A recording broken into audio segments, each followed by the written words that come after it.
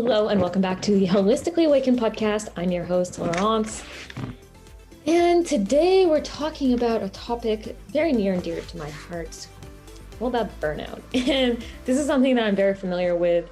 And it is also something that I know that many of you are familiar with. It has become, quite frankly, an epidemic, which we're going to talk about as we have just started to put so much stress on ourselves. And we have so many responsibilities and we're, connected to the whole world and everybody at the same time. And we have all of these things that we are meant to do and that we want to accomplish. And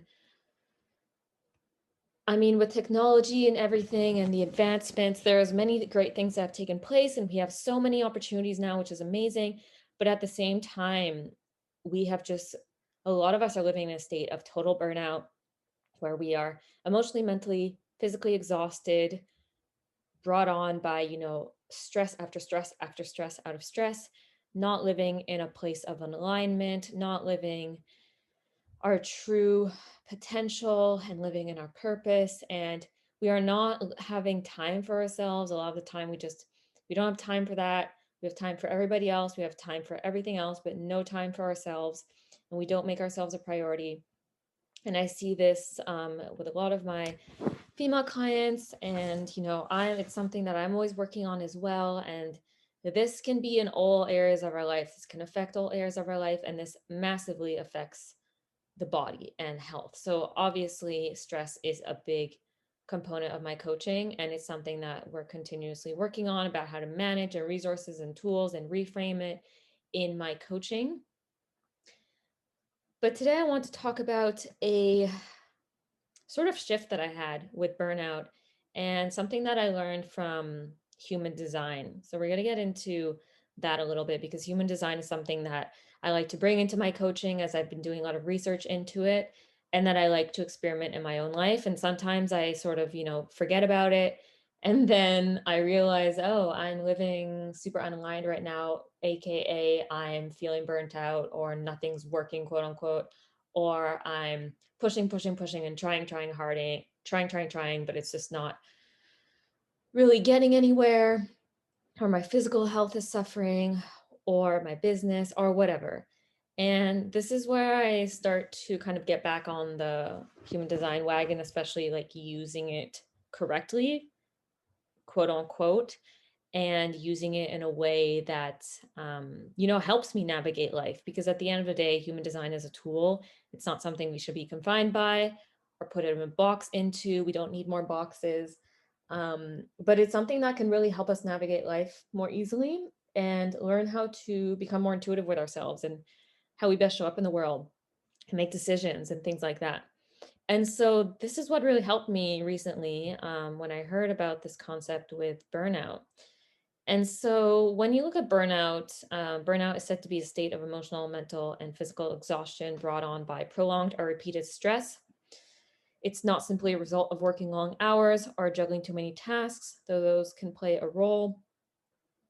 Um, this can be also working towards a goal that doesn't resonate, or when a person lacks support, et cetera, et cetera, et cetera. So I know a lot of the time we feel like, okay, I'm just physically burnt out. Like I'm doing so much and I'm not getting enough sleep. And that's like obvious, where it's like, okay, we need to look at how are you eating? Are you sleeping enough? Do you need to delegate things? Do you need to delete things, put things off your plate?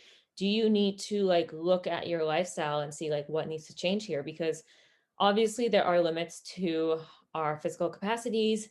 We need to rest, we need to have that downtime. And I've said this before, but our bodies are not designed to be equipped with constant stress. Like we are designed to have short-lived stressors. So, there's a stressor and then we go back and we just chill. But nowadays, most of us are living this constant stress state, not just by like external events, but then the constant thoughts in our minds that are very toxic and that are, judging ourselves and attacking ourselves in worst case scenario, and just always in this like threat mode. And if the body is constantly thinking it's in a state of threat or fight or flight, then it can't really focus on healing. And we're in this lower vibrational state that's not one that is synonym with healing and repair and regeneration. And so this is why stress is just such an important factor to really tackle in your life, because it's not just about like, well, am I like physically burning out because I'm exercising too much and I'm not getting enough sleep, but it's also about like your internal world, your mental world, and what are you doing in your life in terms of, is it actually what you want to be doing?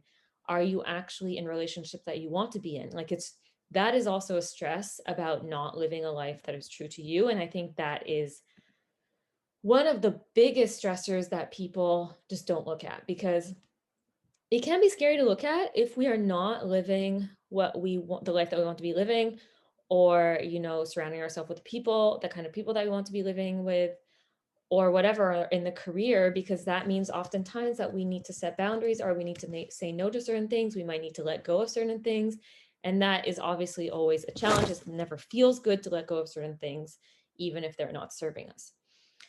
And so this whole rant goes back to burnout and what I really learned with human design. And something that I've been continuously working on is no longer choosing to participate in the hustle culture and mentality, which can be quite toxic. I am somebody who, have for pretty much probably my whole life been really focused on achievement. And that's how, I get a sense of self-worth. And so that was something I really had to look at when I started doing the work a few years ago. And something that I'm continuously looking at and working on is not equating my work ethic, or my achievements, or how much I work, with my self-worth. And so it's really been taking this deconditioning and this deprogramming from this culture that just focuses on, working as a priority, and feeling good and joy and pleasure as not a priority, and doing just for the sake of doing, and constantly always doing something, always being effective or whatever, efficient. But this is really not a sustainable way of living, and for me it's not something that I want to keep doing anymore. And as an entrepreneur, it can also be very difficult because, it's very difficult for me to turn off my business. I'm thinking about it a lot. I have ideas all the time, and it's not like I just clock in, clock out.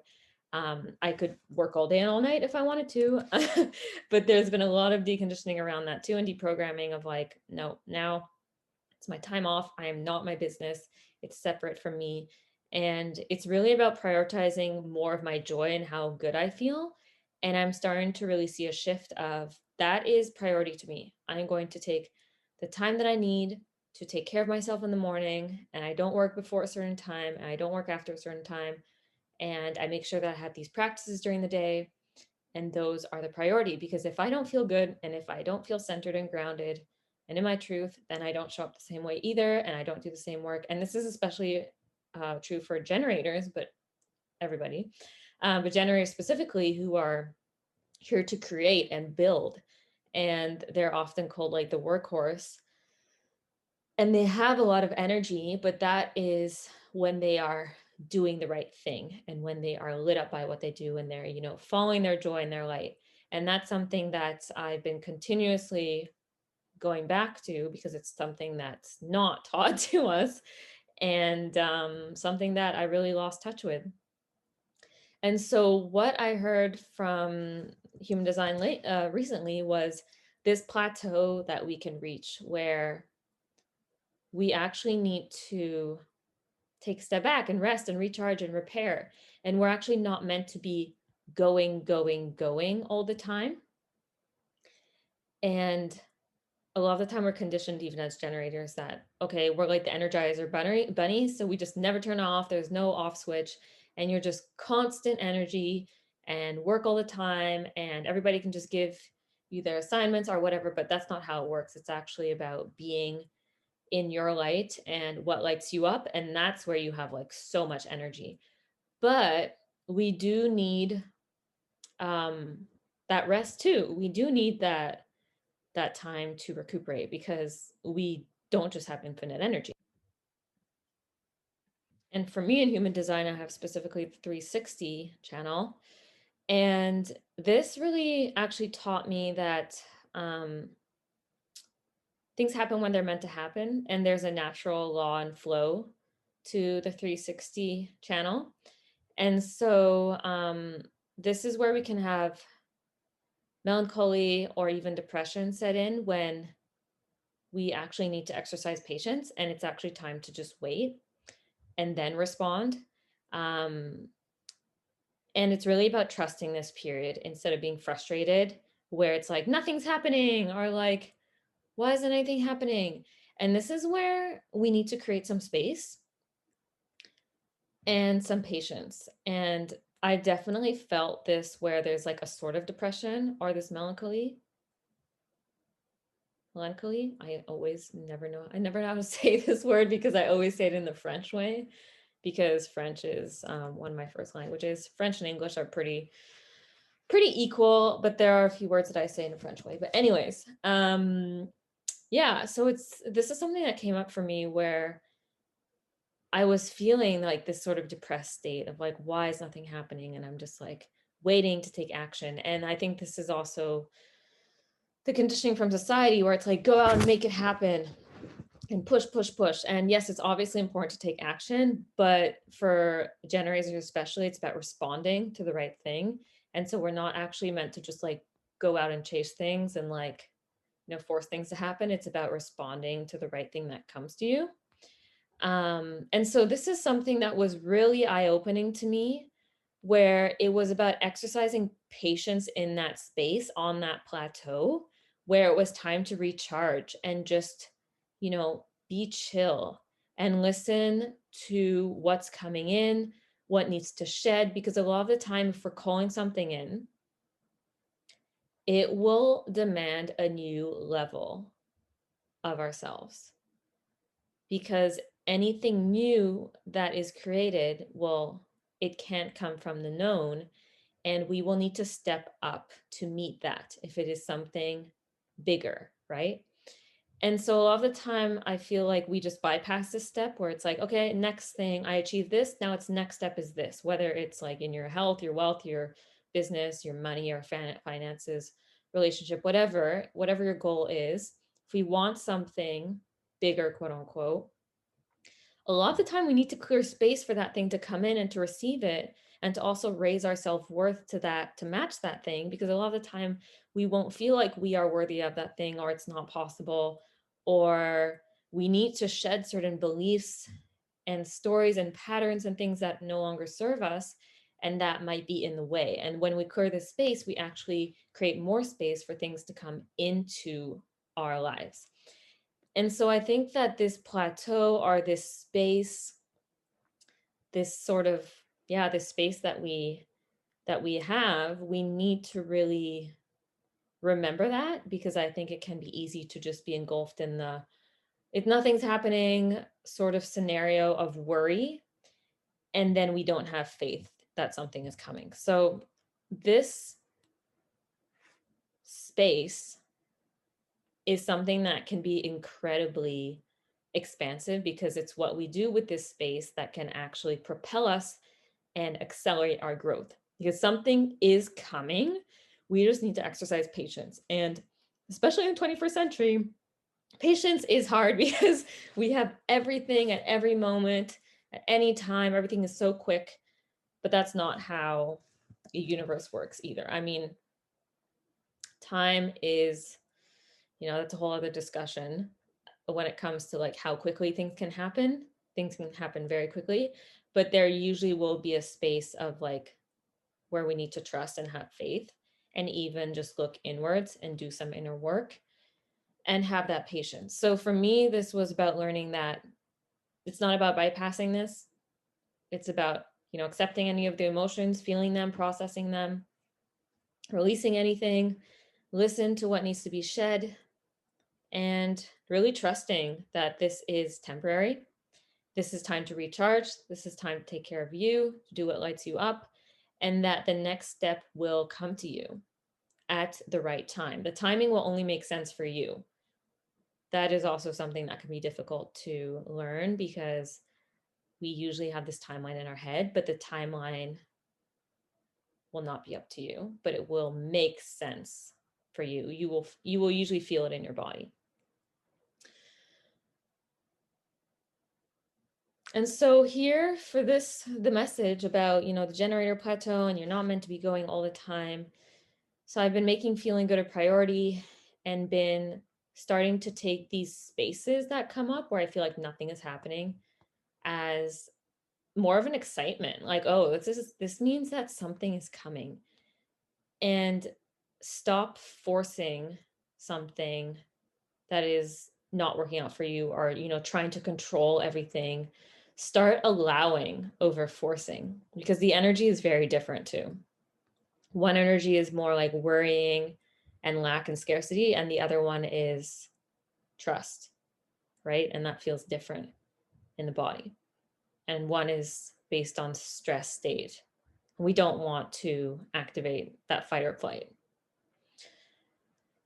And one of the things they say when you're in this sort of space is music and nature are your allies. And this is really something that resonated for me, because nature walks are one of the best things to get me out of my mind into my body. And music is like the thing that lights me up. It really gets my state changing.